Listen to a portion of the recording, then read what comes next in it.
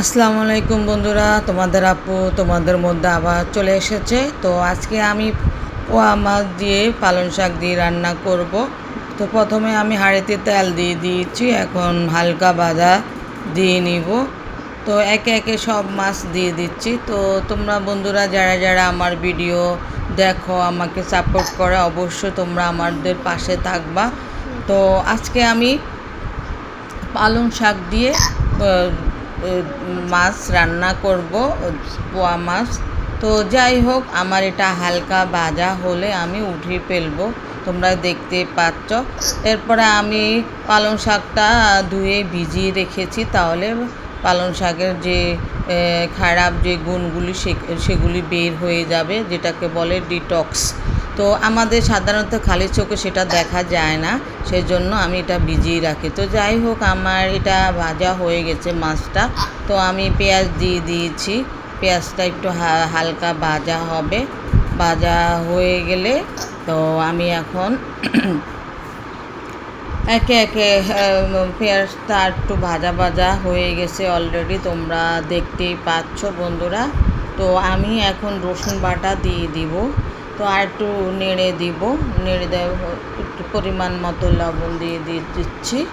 তারপরে কষিয়ে নিব, কষিয়ে নিয়ে এখন আমি একে একে হলুদ গুঁড়ো দিয়ে দিব। তো হলুদ দিয়ে দিলাম।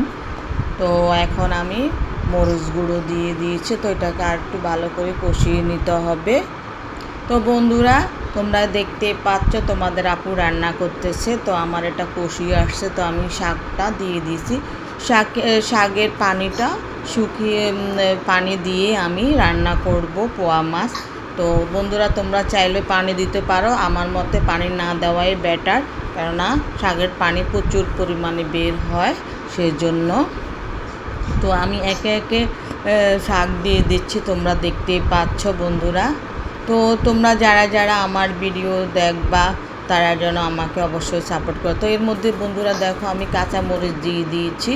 তো এখন আমি মাছগুলো ভাজা যে মাছগুলো আসলে সেগুলি দিয়ে দিছি। আমার ভাজা রান্না প্রায় হয়ে গেছে বন্ধুরা। তো আমি কিছুক্ষণ পরে এটা নামিয়ে ফেলবো। তো আজকের মতো বন্ধুরা আমি বিদায় নিচ্ছি, আবার কোনো এক নতুন রেসিপি নিয়ে তোমাদের কাছে হাজির হব।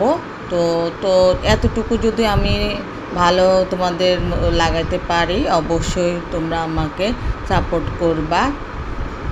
তো তোমরা তো দেখতে পাচ্ছ আমার রান্নার কালারটা খুব সুন্দর আসছে, তোমরা দেখেছ। খেতেও খুব লোভনীয় হবে। তো